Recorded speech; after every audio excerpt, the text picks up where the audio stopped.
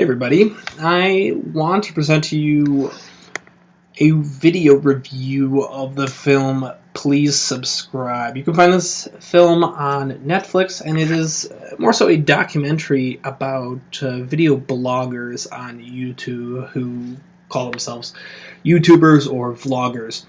What vlogging is exactly what I'm doing right now, although I admittedly do it with a lot lower production values as is typically seen.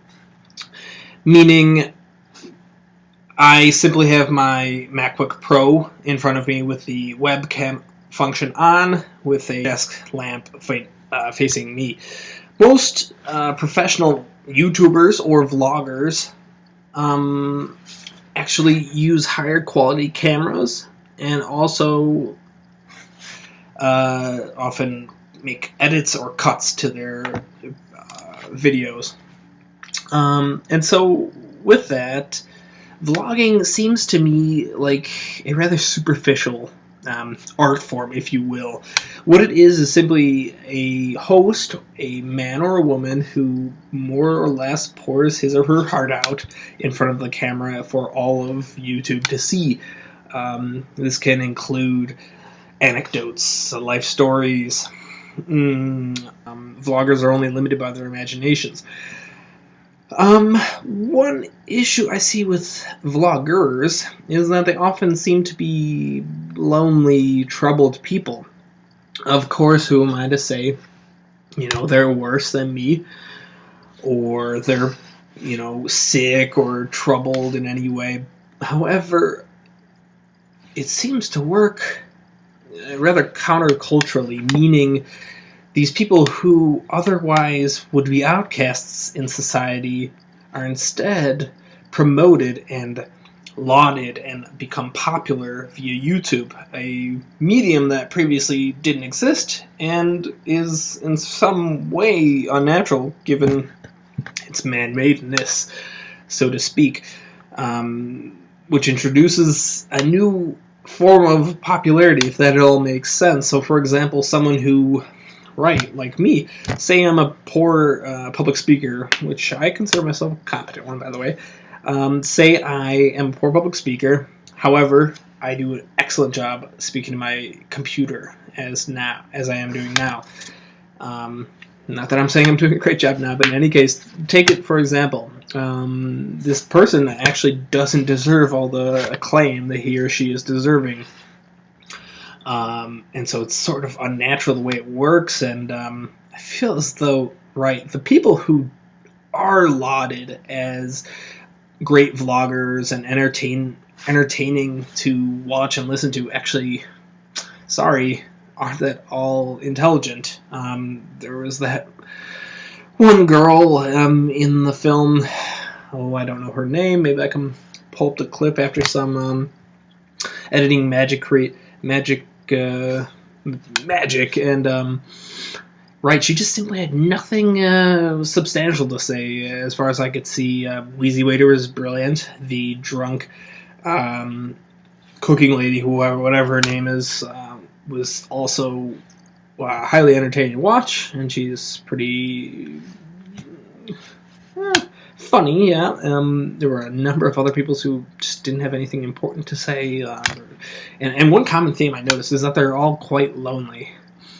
Being home all day means that you don't get to get outside and explore the world.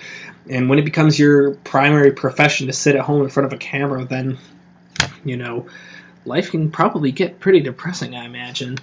Thankfully, I'm not a professional vlogger, and you might tell me I'm not very good at it. Such as life and such as the internet, extremely negative at every possible opportunity. But in any case, yeah, vlogging is also it's definitely a contemporary invention. It's sort of like selfies. Selfies require some egotism to take.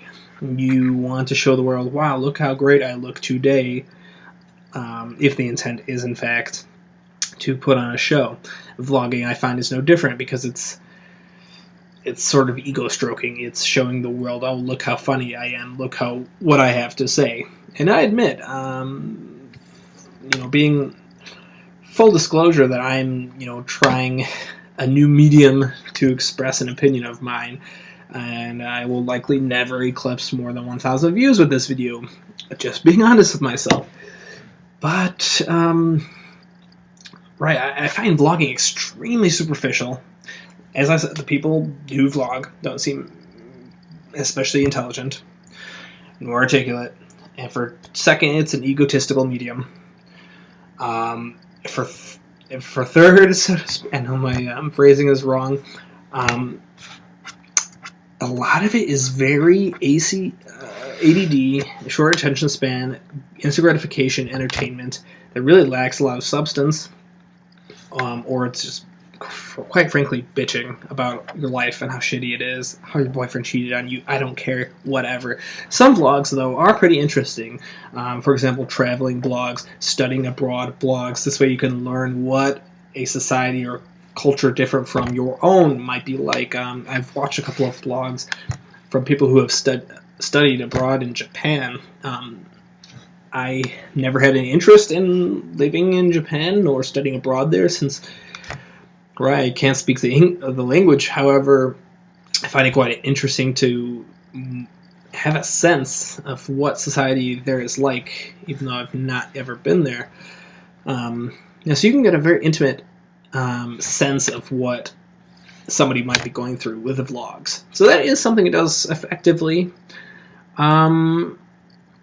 Right, so we have lack of intelligence, more or less autoeroticism, pretty shallow entertainment value, but it can be insightful. It can be a pretty intimate way for an individual person to talk to the other person on the opposite side, albeit through a monologue.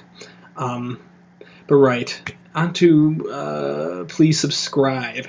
The movie did a tremendous job of showing multiple people who have become professional vloggers for YouTube, and I find as though these people probably all would actually be suitable actors or actresses sometime down the road, but they've just not realized that in themselves. Should vlogging fall out of cultural favor, so to speak, meaning, say, one day nobody watches vlogs anymore, or YouTube doesn't have the partners plan anymore. You can correct me if I'm wrong, if I'm using the wrong terminology, etc., as you are so keen to do, Internet, I know.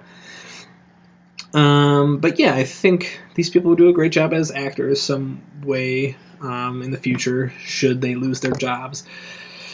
But, and the film did also a tremendous job of transitioning from one vlogger to the next, and then telling the story of how vlogging started.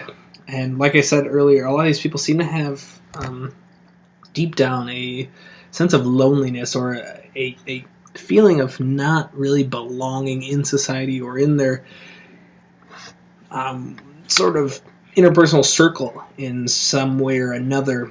And I could agree. Perhaps that's why I'm sitting in front of a camera right now. I'm a deliberately weird person. I always try to be different in some ways. I'm sometimes outspoken. Right.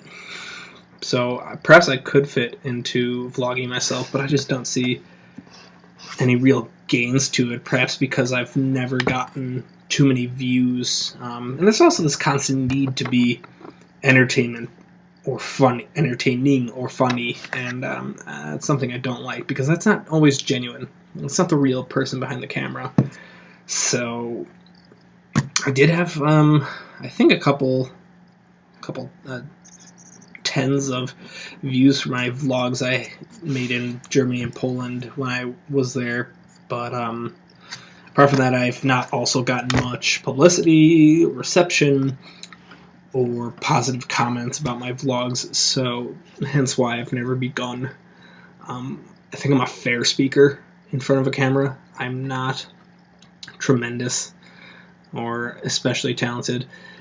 I'm, in fact, better at writing when I have time to correct, modify my words at my will and to my heart's content. Although, right, vlogging is just not for me. But it's a medium I do not enjoy, quite frankly. And there's so much sheer content out there. And it's just, do I really care about this one girl who had her boyfriend break up with her or lost her job? I'm sorry, but no. When I do vlogs, I try to contribute something meaningful and actually make them as short as possible. I realize this is well over 10 minutes now, but in any case, I just contribute something purposeful that can have some meaning or bearing on your life in some way. Oh, but yeah. So I guess, right, I'm not a fan of vlogging in its current state, you could say. And then to tie this back all into the film, it did expose vlogging's issues or errors or shortcomings, and it is certainly growing, and there are vloggers who make up to 6 figures doing it, which I find a little absurd, sitting in front of a camera doing God knows what. But yeah, such is life today when app developers can make more than people fighting wars, or teachers, or politicians, or garbage men, which we all know we need.